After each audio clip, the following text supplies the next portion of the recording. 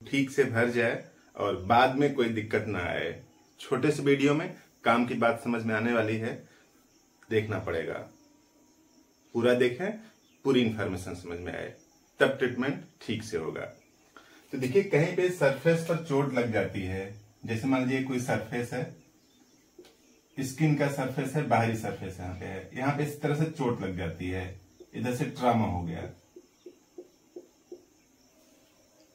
तो जब ट्रामा हो जाएगा तो कुछ घंटे बाद, फ्यू आवर्स, कुछ घंटे बाद इस एरिया में यहाँ पे रेडनेस हो जाएगा, लाल हो जाएगा।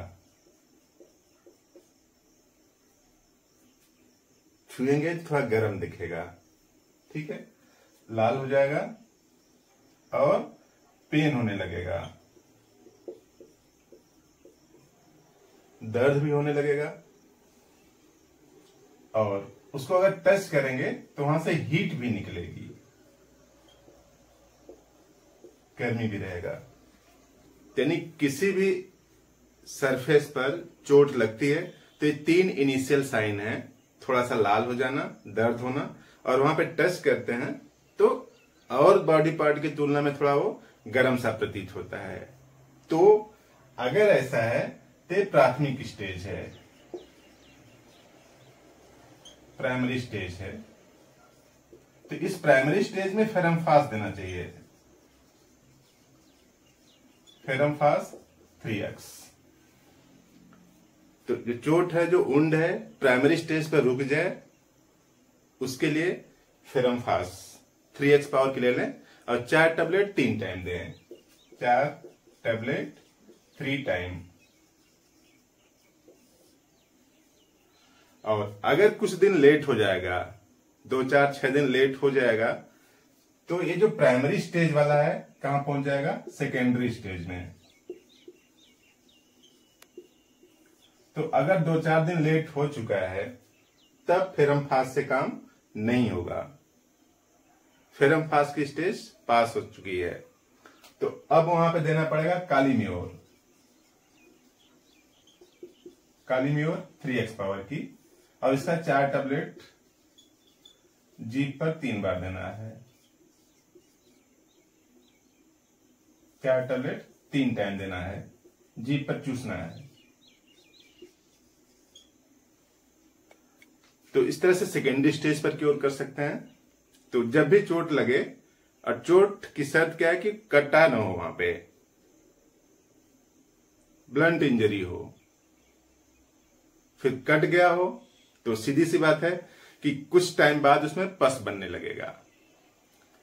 तो हम लोग इस तरह से मान रहे हैं कि प्राइमरी स्टेज है तो फेरमफास दिया, अगर सेकेंडरी स्टेज में पहुंच गया है तब कालीम्योर देंगे, और इस स्टेज से आगे अगर निकल गया है तो 1 हफ्ते बाद, लगभग कुछ दिन बाद, फ्यू वीक बाद उसमें पस जैसा बनने लगेगा। तो अगर उसमें पस बन जाए तो अब इन दोनों दवाओं से काम नहीं होगा। जब भी पस बन जाएगा तो टपकने वाला दर्द होने लगेगा, टपकेगा, पेशेंट बताते हैं कि टपकता है, टप टप इस तरह से दर्द करेगा। तो अब दर्द तब तक ठीक नहीं होगा जब तक कि बना हुआ पस बाहर नहीं निकले। पस बनता क्यों है, एंटीजन एंटीबॉडी बॉडी में रिस्पांस चलता रहता है, कुछ WBC की डेथ हो जाती है, और वही WBC जिनकी डेथ हो चुकी है वही पस के रूप में बाहर आता है। पस बनने से इनिशियल स्टेज में क्या होता है, टपकने वाला दर्द होने लगता है, मतलब वो पस बाहर आना चाहता है। तो पस को बाहर निकालने के लिए, अब यानी पस बाहर निकले, उसके लिए कैलकेरिया सल्फ देना पड़ेगा, कैलकेरिया सल्फ 3x। उसी तरीके से 4 टैबलेट 3 टाइम। और कैलकेरिया सल्फ से पूरा पस बाहर निकल जाए, उसके बाद घाव को सूखने के लिए अगली स्टेज है कि घाव सूख जाए,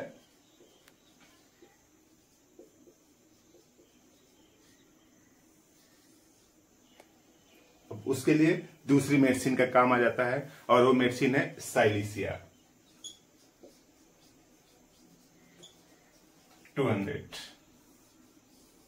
तो इस साइलिसिया 200 से पस निकल जाने के बाद अगर मान लीजिए हल्का फुल्का पस है तो साइलिसिया बाहर में निकाल देगी उसको, उसके अंदर एविबिलिटी है।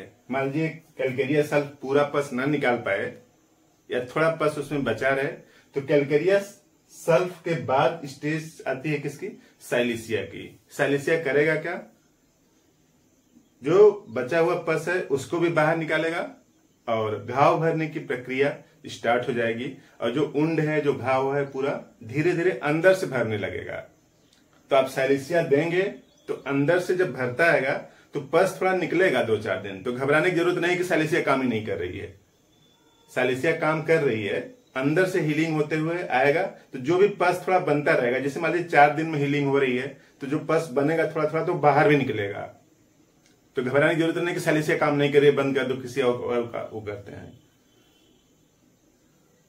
लेकिन सिम्टम्स क्या होगा, एम्लोरेट करेगा, यानी जो पस की मात्रा है वो कम निकलेगी, जो दर्द है और जो पेन, इन सबकी जो फीलिंग है वो धीरे धीरे कम होती जाएगी।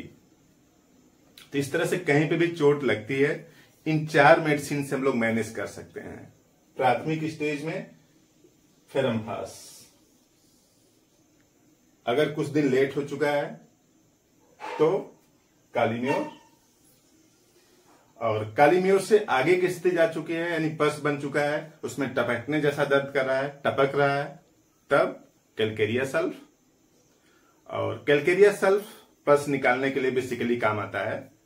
और अगर उससे पूरा पस निकल चुका है तब घाव भरने की स्थिति में साइलिसिया 200 पावर की देना पड़ेगा। ये जो साइलिसिया 200 पावर है, 4 बूंद देना है, सिर्फ एक टाइम, दिन में बस एक टाइम देना है, रिपीट नहीं करना उसको। मॉर्निंग में सुबह खाली पेट साइलिसिया 200 जी पर 4 बूंद दीजिए, तो धीरे धीरे घाव भरता हुआ ऊपर चला आएगा और पस जो भी अंदर बना है वो सब निकल जाएगा और वुंड हीलिंग ठीक से हो जाएगा। तो इस तरह से हम लोग किसी भी घाव को भरने की प्रक्रिया को अपना सकते हैं और